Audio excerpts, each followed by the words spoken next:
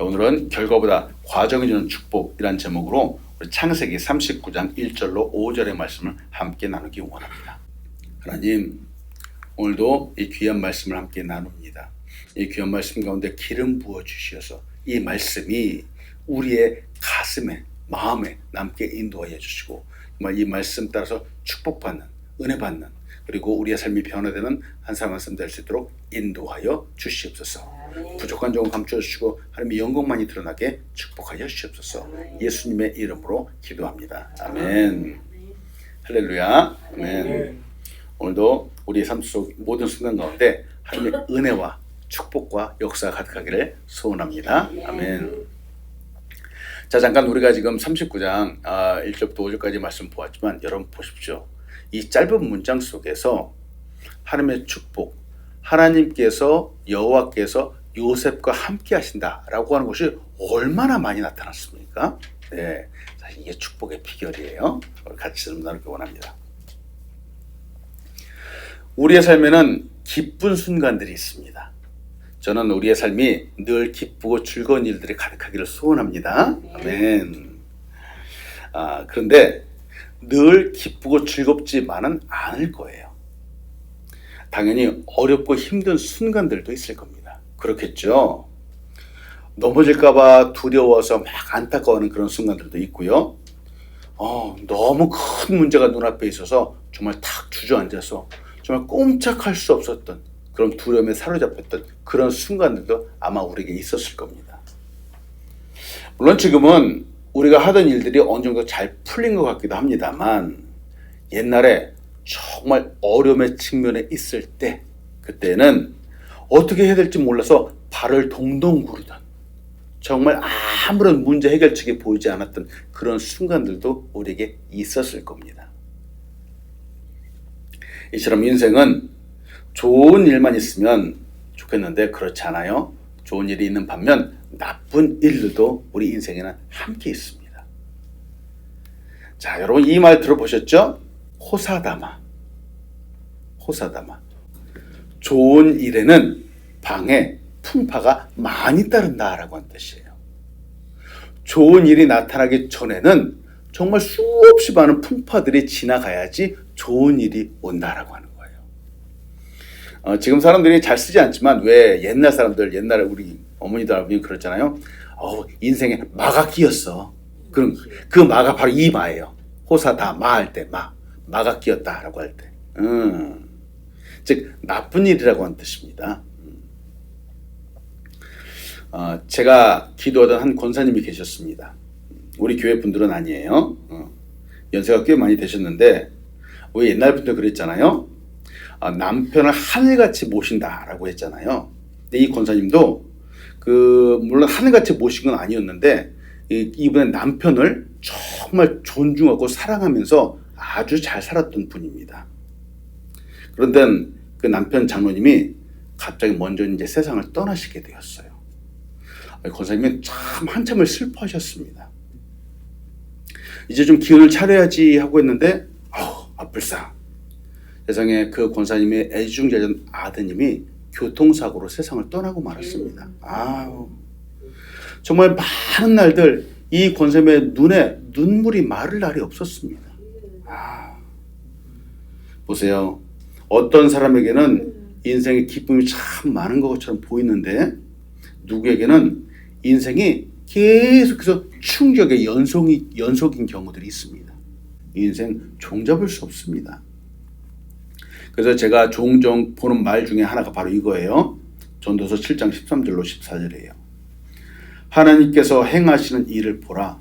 하나님께서 굽게 하신 것을 누가 등이 곧게 하겠느냐.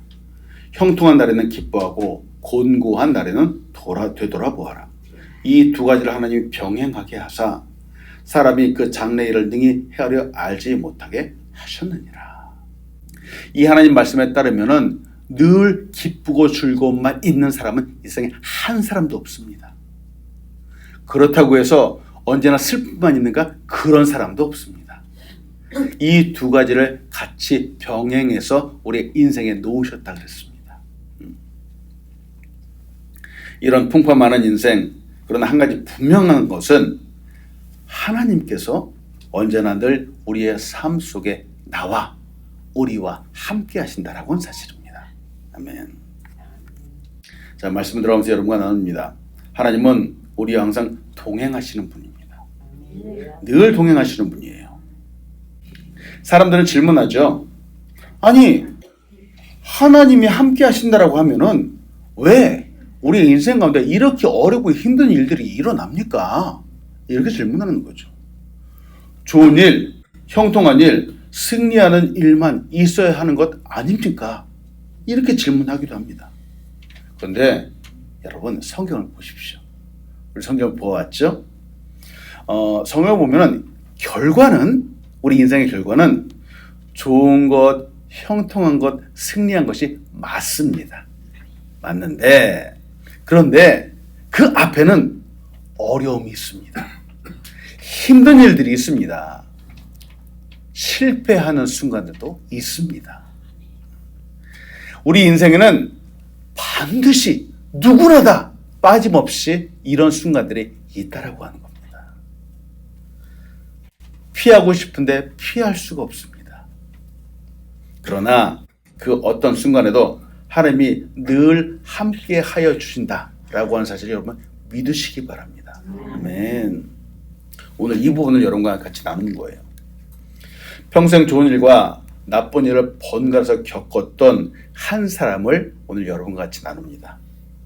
파란만장했던 그의 삶에서 우리는 돈을 주고 살 수 없는 값진 교훈을 얻게 됩니다. 그 사람 바로 요셉입니다. 창세기 37장 3절로 4절이에요. 요셉은 노년에 얻은 아들이므로 이스라엘이 여러 아들들보다 그를 더 사랑하므로 그를 위해 채색 옷을 지었더니 그의 형들이 아버지가 형들보다 그를 더 사랑함을 보고 그를 미워하여 그에게 편안하게 말할 수 없었더라. 요셉은 아버지 이삭의 사랑을 한 몸에 받는 사람이었습니다. 일단 이건 너무 좋은 출발이죠. 아버지는 다른 아들들보다 요셉을 너무 사랑해서 채색 옷, 형형색색의 옷을 요셉에게 주었습니다. 아버지의 사랑을 받고 채색 옷을 입는 것은 너무 좋은 일이죠. 그런데 문제는 이것 때문에 질투의 대상이 되어버렸습니다. 요셉은 형들의 극심한 질투, 아니 여기서 보니까 질투 정도가 아니라 미워하였다. 영어로는 hate라고 하는 단어를 쓰는 거예요. 아주 미움 덩어리가 되었습니다. 이거는 나쁜 일이죠. 보세요. 아버지에게는 사랑을 받았어요. 이거 너무 좋은 일이지만 형들로부터는 미움을 받았습니다. 요셉의 인생에서 바로 이렇게 시작이 있네요.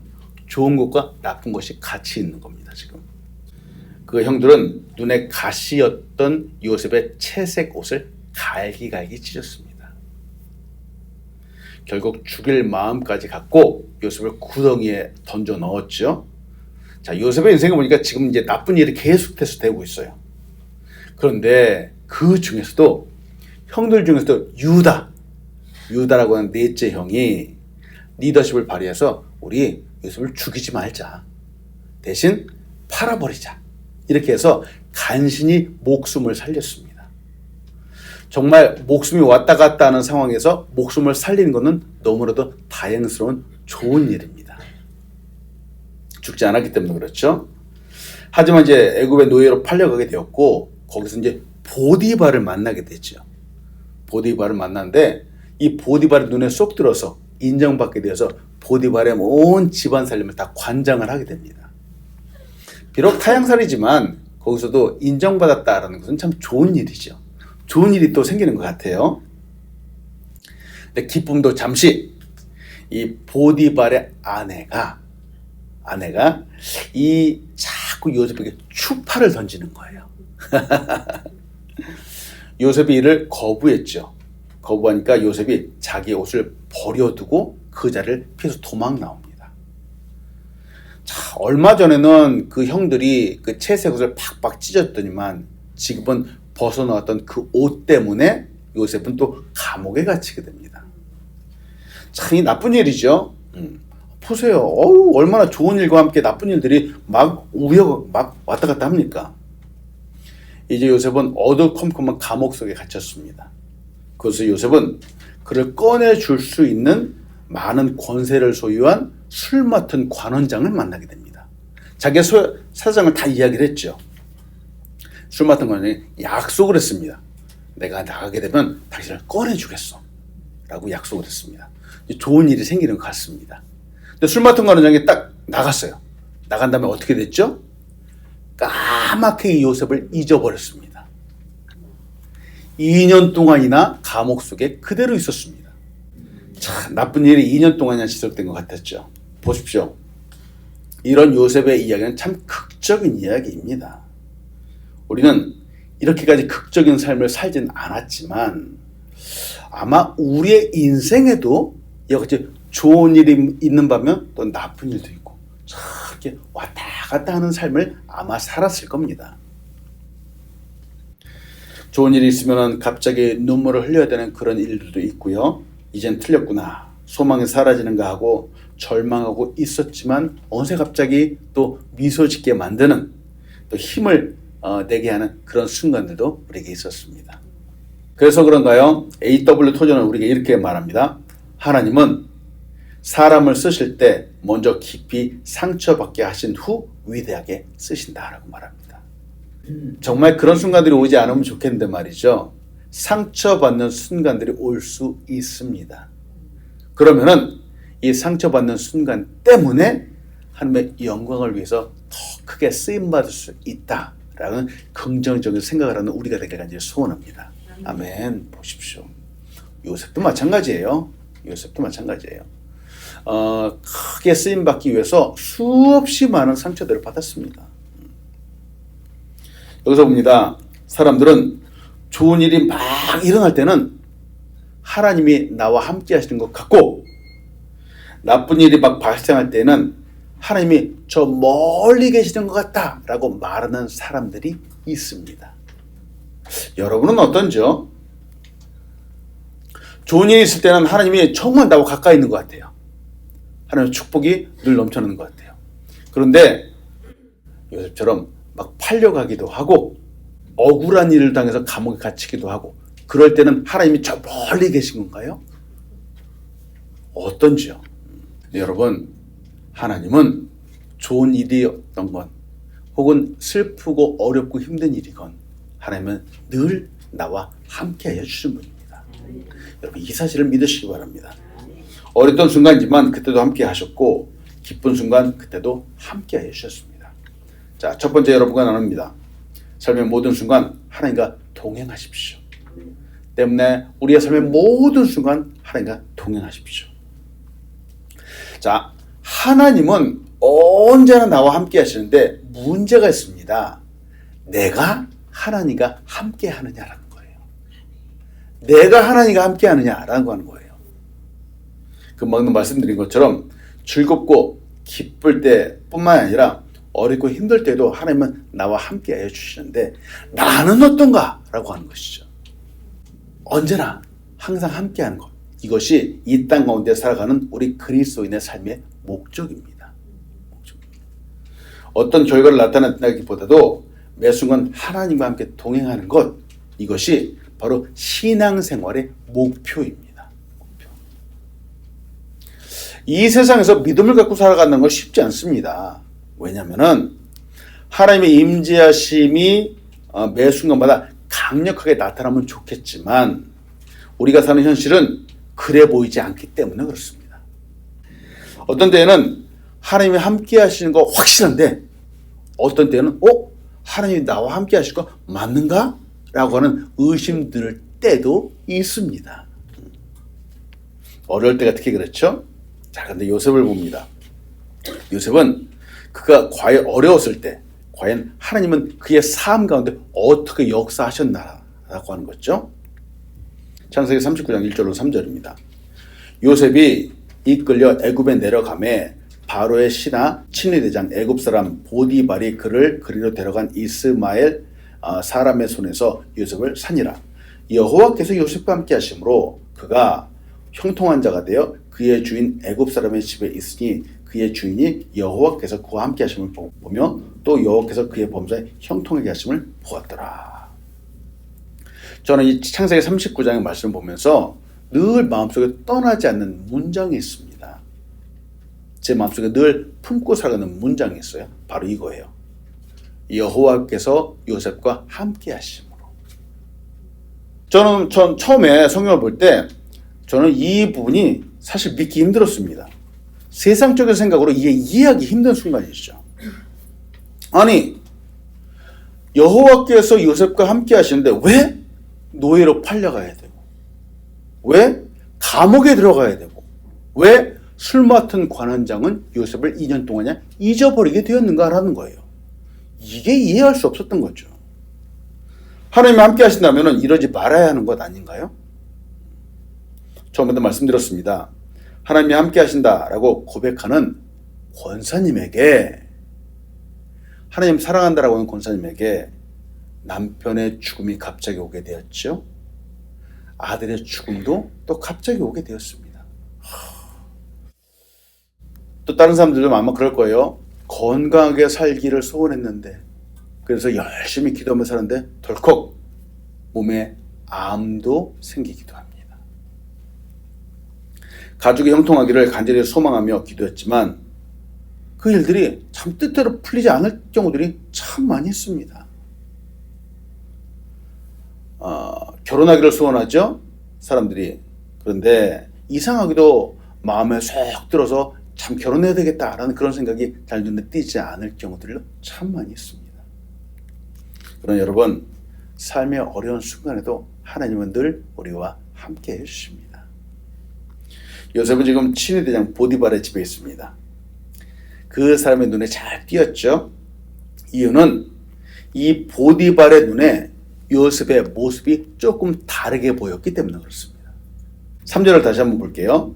그의 주인이 여호와께서 그와 함께 하심을 보며 또 여호와께서 그의 범사에 형통하게 하심을 보았더라 라고 말합니다.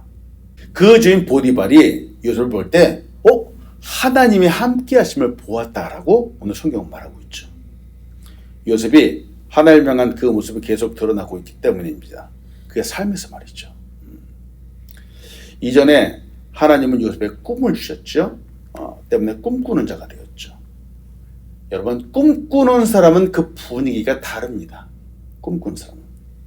늘 하나님을 바라며 소망을 품는 사람은 그 모습이 세상 사람들과 다릅니다.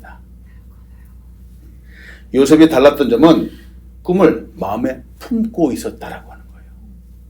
아브라함은 75세에 부름을 받았습니다. 75세에 부름 받고 정말 갈 바를 알지 못하고 갔는데 그의 마음속에는 늘 하나님의 말씀이 담겨 있었습니다. 아브라함이 그 말씀을 늘 품고 살았죠. 그래서 결국 믿음의 조상이 될 수 있었습니다. 또 여호수아와 갈렙도 있었잖아요.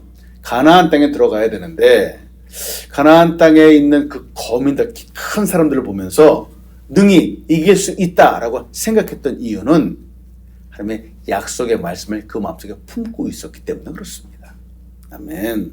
여러분, 하나님이 함께 하신다는 것을 어떻게 알 수 있는지요? 늘 이 하나님의 말씀을 마음에 품고 그 말씀을 의지하며 살아갈 때 그 믿음의 삶이 보여지는 것입니다. 이해되시는지요? 아멘. 말씀을 품고 살아갈 때 이 품고 살아가는 그 믿음의 모습들이 보여지는 것입니다. 말씀을 품지만 이 세상에서도 비슷하게 나타나는 사람들이 있습니다. 바로 꿈을 품은 사람들이에요. 자, 이 사람 봅니다. 이 사람은 임마누엘 칸트예요. 놀란 세상의 사람들이 많이 본 철학책을 쓴 사람인데 이 임마누엘 칸트가 무려 나이 74세 때 유명한 철학책 도덕 형이상학이라고 하는 책을 썼습니다. 엄청난 영향을 미쳤죠. 베르디라고 하는 사람이 있어요. 작곡가예요, 작곡가. 이 베르디가 무려 나이 85세 때에 아베 마리아라고 하는 노래를 작곡을 했습니다. 곡을 작곡을 했습니다. 이분은 괴테예요, 괴테. 시인이기도 하고. 자, 이 괴테가 파우스트라고 하는 글을 갖다 만들었는데 그때가 나이가 80이었어요, 80. 자, 이분은 최근 사람이에요. 누구냐? 피터 드러커예요. 피터 드러커는 세계 경제적으로 아주 큰 영향을 미친 분인데, 이분은 나이가 96세까지 이 경제학 책을 저술했던 분입니다. 이분이 쓴 책들이 경제학 분야에 엄청나게 많은 영향을 미쳤습니다. 보세요. 이분들도 꿈을 품은 사람들이에요. 꿈을 품고 있는 사람들은 무엇인가가 다릅니다. 그들의 삶도 다르고 그들의 인생의 결과도 다릅니다. 이 사람들을 보면서, 이것을 보면서 도전하는 겁니다. 우리 그리스도인들도 뭔가가 좀 달라야 되지 않는지요. 왜냐하면 우리는 우리의 마음속에 하나님의 말씀을 품고 있는 사람들이기 때문에 그렇습니다. 하나님의 말씀을 품고 있는 사람들이라면 달라야 되지 않는지요. 삶의 어려운 순간들, 역경의 순간들이 온다라고 하는 것은 세상의 사람들과 똑같습니다. 똑같은데 우리 믿는 사람들도 어렵죠. 고난이 있는데, 근데 우리 믿는 사람들의 삶의 모습은 좀 달라야 되지 않는지요. 보디발이 이 요셉의 모습을 보면서 저 사람은 여호와 하나님이 함께 하시던 사람 같은데? 라고 하는 이런 필링을 받았습니다. 알게 되었습니다. 요셉이 꿈도 품고 있었지만 여호와 하나님의 말씀을 늘 마음에 품고 살아갔기 때문에 그렇습니다. 펭귄 이야기 하나 드려요. 펭귄 가운데 몸집이 제법 큰 이 펭귄이 있습니다. 이 펭귄은 황제 펭귄이라 그래요. 황제 펭귄. 이 황제 펭귄이 살아가는 삶의 방식이 있습니다. 무슨 방식이냐? 알을 낳아요. 알을 부화시켜서 이제 새끼를 키우는 거예요. 밑에 새끼가 있죠. 암컷이 알을 낳게 되면은 알을 낳을 때가 되면은 이 펭귄들이 쭉 알을 딱 키우기 적정한 장소에 이동을 한답니다. 수천 킬로미터를 딱 이동해서 알을 딱 낳는 거예요. 암컷이 알을 낳은 뒤에는 이 몸에 지방, 음식을 비축하기 위해서 암컷은 먹이를 먹으러 가요. 그러면 그때부터 수컷이 알을 품습니다. 수컷이 딱 알을 품는데 이때 바깥의 온도가 영하 40도입니다. 40도에서 꼼짝 않고 알을 품는 거예요. 암컷이 돌아올 때까지 알을 품기 때문에 배고프겠죠? 그러면은 주변에는 눈을 먹으면서 아주 목만 치기면서 수컷이 아주 지극정성으로 알을 돌봅니다. 품고 있습니다. 그 기간이 무려 65일입니다. 이야, 65일이 딱 지나면서 알을 딱 품고 있으면은 드디어 이제 알이 딱 깨지면서 이제 새끼가 나오죠. 65일을 알을 품고 있으면서 이 수컷은 몸무게의 40%가량을 잃게 됩니다. 자, 알을 품는 거예요. 알을 품다라고 하는 말 속에서는 그냥 잠깐 품고 만다라는 것이 아니라 계속 끊임없이 알을 품어주는 거예요. 부화할 때까지. 자, 이 모습을 보면서 우리 그리스도인의 모습을 봅니다. 동물들도 알을 품는데 우리 그리스도인이 품어야 되는 것이 있습니다. 무엇을 품어야 될까? 바로 그리스도의 마음입니다. 빌립보서 2장 5절로 8절이에요. 너희 안에 이 마음을 품으라. 곧 그리스도 예수의 마음이니 그는 근본 하나님의 본체시나 하나님과 동등됨을 취할 것으로 여기지 아니하시고 오히려 자기를 비워 종의 형체를 가지사 사람들과 같이 되셨고 사람의 모양으로 나타나사 자기를 낮추시고 죽기까지 복종하셨으니 곧 십자가에 죽으시리라. 아멘. 자, 보십시오. 여기서도 품는다 그래요. 품는다. 우리의 마음속에 품어야 되는 것이 있습니다. 무엇을 품어야 되는 거죠? 너희 안에 이 마음을 어떻게 하라고요? 품으라. 이 마음은 곧 뭐라고요? 예수님의 마음이 맞습니다. 그리스도 예수의 마음이니 우리의 마음에는 바로 예수 그리스도의 마음을 품어야 되는 거예요. 주여. 그렇습니다. 신앙생활이라고 하는 것은 바로 계속해서 이 말씀, 예수의 마음을 품고 살아가는 것이 바로 신앙생활입니다. 말씀을 들었다면은, 말씀을 보았다면은, 이 말씀을 받았다면은 계속해서 끊임없이 이 말씀을 내 마음에 품고 살아가는 것, 바로 이것이 신앙생활입니다. 아멘. 자, 근데 왜 사람들은 믿는다 라고 하면서 변화가 쉽게 일어나지 않는지요? 이 말씀을 마음에 품어야 되는데 품지 않고 살아가기 때문에 그렇습니다. 이게 안타까운 거예요. 말씀을 듣지만 곧 잊게 되죠? 말씀을 잊어버리고 대신 무엇을 품을까요, 사람들이? 세상의 걱정, 욕심, 근심, 섭섭했던 것들을 마음에 품고 살아가는 겁니다. 하나님의 말씀은 어디로 갔는지 없어지고 말이죠. 이상하죠. 자, 하루를 살아가는 우리의 삶을 봅니다. 누군가가 아주 기분을 나쁘게 했어요. 화를 나게 만들었어요. 그러면 우리는 온종일 나 기분 나쁘게 한 그 사람을 생각합니다. 하나님 말씀을 생각해야 되는데 그 사람을 생각하는 거예요. 그러면서 내일 보기만 해봐. 한마디 내가 쏘아 붙여줘야지. 하루 종일 그 생각을 하고 살아가는 거예요. 이게 사람들이. 근데 어떻게 하라고요? 예수 그리스도의 마음을 품고 살아가야 되는 겁니다. 말씀을 품어야 되는데 우리의 마음속에 꿈을 품어야 되는데 대신 미움을 품고 살아갑니다. 여러분 도전합니다. 오늘도 하나님의 말씀을 마음에 품으십시오.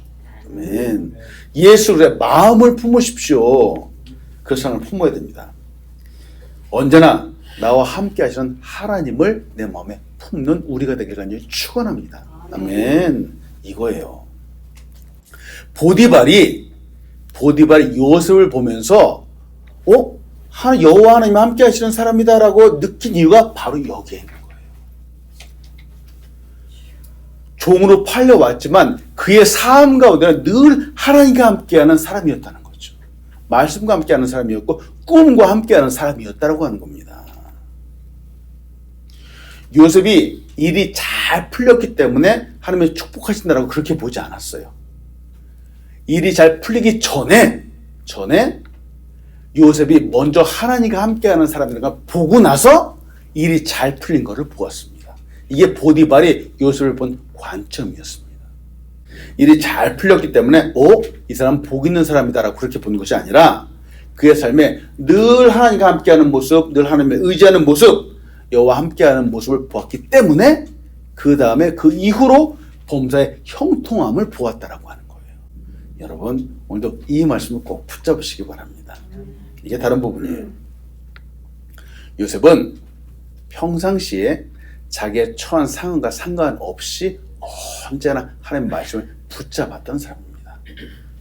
자기의 느낌과 상관없이 늘 하나님의 동행하심을 믿었던 사람이죠.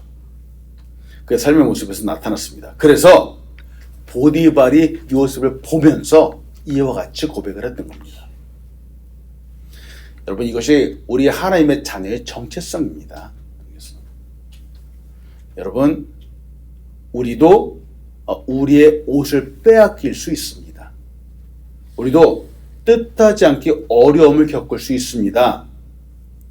정말 버림도 받을 수 있습니다. 그러나 하나님이 나와 함께 하시고 내가 하나님과 함께 한다면 두려울 것이 없습니다. 아멘. 일이 뜻대로 되지 않는다라고 할지라도 하나님이 늘 우리와 함께 하심을 믿기 때문에 그렇습니다. 오늘도 승리하는 우리가 되길 간절히 축원합니다. 아멘. 두 번째로 같이 나누고 싶은 것은 삶의 과정 가운데 하나님의 인도하심을 의지하는 우리가 되길 간절히 소원합니다. 아멘. 하나님의 뜻은 우리의 뜻과 많이 다를 때가 많습니다. 이번 시리즈 설교에서 드린 바가 바로 이와 같죠. 여러분 우리 기도하는데 우리의 기도가 잘 응답됩니까? 응답되지 않을 때가 많이 있습니까? 않을 때가 많아요. 맞아요. 딱 응답되지 않을 때가 많습니다. 그러면 사람들은 이제 이렇게 생각하는 거죠. 이게 하나님의 뜻이 아니구나 라고 이렇게 생각하는 경우들이 꽤 많이 있죠. 저도 그랬습니다. 응답되지 않을 때는 이거 하나님의 뜻이 아닌가 보네 하고 하는데 여러분 꼭 그렇지 않을 수도 있습니다. 무슨 뜻이냐? 인생이 꼭 기도하는 대로 뜻대로 되지 않는다라고 해서 하나님의 뜻이 아닌 것은 아닙니다. 어떤 때에는 기도한다는 것, 그 순간, 하나님을 의지하는 그 순간, 하나님 바로 이거를 원하실 때가 많다라고 하는 거예요. 다른 말로 하면 하나님은 어떤 결과보다도 거기까지 가는 그 과정만도 우리가 성장하고 성숙하는 것, 바로 여기에 더 관심을 갖고 계신 경우들이 많다라고 하는 겁니다. 내가 기도할 때, 내가 하나님 앞으로 나아갈 때, 그래서 나의 믿음이 더 커지고 더 성장하는 것, 이것이 하나님의 뜻일 때가 있습니다. 그래서 우리는 믿음의 삶의 모든 순간은 결코 헛되지 않다라고 하는 겁니다. 여러분, 기도하고 나서 기도가 꼭 응답돼야지만 내가 믿음이 좋은 사람? 아니요, 그렇지 않습니다. 기도하러 나아가는 그 과정, 기도하면서도 정말 하나님 앞에 눈물이 있는 그 과정, 이 모든 과정들이 하나님 앞에 소중하다라고 하는 거예요. 형통한 날에도 하나님의 역사하심이 있습니다. 그리고 곤고한 날에도 하나님이 함께 하심이 우리에게 있습니다. 어윈 맥마너스라고 하는 이렇게 얘기를 했어요. 하나님이 기뻐하시는 사람이 되어가는 과정은 성공만 가득한 과정이 아니다. 그것은 실패와 성공, 상심이 뒤섞인 과정이다. 이렇게 말하는 거예요. 이해되시죠? 네. 하나님이 기뻐하시는 사람은 성공뿐만이 아니라 그 안에 실패도 있고 상심도 뒤엉켜 있다라고 하는 겁니다. 하나님의 뜻이라고 생각했던 일이 잘 풀리지 않아서 혼란스러울 때가 있습니다. 저도 그랬습니다. 답답할 때가 많았습니다. 그런데 꼭 일만 그렇지 않죠? 때로는 사람도 그럴 때가 많이 있습니다. 아니, 하필이면은 하나님께서 거기 왼수 같은 사람을 주시는 경우예요. 그 이유가 뭘까? 아니, 혹시 하나님께서 나에게 그 왼수 같은 사람을 품고 기도하라고 하시는 하나님의 뜻이 아닐런지. 실수를 보죠. 사람들이 실수를 보죠. 실수 딱 볼 때 그 실수를 딱 꼬집어서 말하는 것이 아니라 덮어주는 거예요. 덮어주는 거예요. 그의 부족함이 딱 보이죠. 부족함을 보면은 그래도 사랑으로 감싸주는 거예요. 하나님이 이거를 원하시는 것이 아닐까요? 네, 봅니다. 덮어주고 참아주고 인내해주고 기도해주고 그리고 사랑하는 그 과정들을 통해서 결국 얻게 되는 것은 무엇이냐? 내가 성장하는 거예요. 내가 성장하는 거예요. 내가 큰 사람이 되는 겁니다. 하나님 바로 이걸 원하시는 거예요. 괜히 왼수 같은 사람을 주는 것이 아니라, 괴롭게 하는 것이 아니라 그 왼수 같은 사람을 통해서 내가 큰 믿음의 사람이 되어가는 겁니다. 내가 하나님이 기뻐하시는 사람으로 큰 사람이 되어가는 거죠. 내가 세상을 의지하는 것이 아니라 하나님을 의지하는 사람이 되어가는 것입니다. 그리고 보디발이 요셉을 보면서 여호와가 함께하는 사람이구나 하고 보았던 것처럼 결국은 세상 사람들이 참아내고 인내하고 사랑하는 나를 보면서 하나님이 함께하시는 사람이 바로 당신이군요, 이렇게 보게 되는 것이죠. 아멘. 이 축복이 우리에게 있기를 소원합니다. 아멘. 이거예요. 여러분, 지금 이 순간도 하나님은 우리를 빚어가신다라고 하는 사실을 믿으시기 바랍니다. 우리 인생 가운데 정말로 어렵고 힘든 순간들이 있을 때 하나님, 내가 왜 이러세요? 그런 게 아니라 하나님, 이것 때문에 더 기도해서 믿음이 커져서 결국 하나님께 영광 올려드리고 세상 사람들이 볼 때에도 정말 저분은 하나님이 함께 하시는 분이네. 내가 저분이 다니는 교회라면, 저분이 믿는 하나님이라면 나도 믿을 수 있겠네 라고 하는 이런 놀라운 영향력을 미치는 사람들이 이제 축원합니다. 아멘. 바로 이거예요.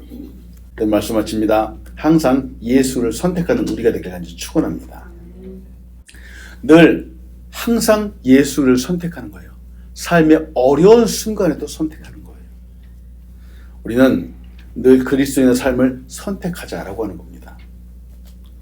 우리는 이렇게 살아간다고 하지만 아니요, 사실은 우리의 삶은 너무나도 세상적일 때가 참 많이 있습니다.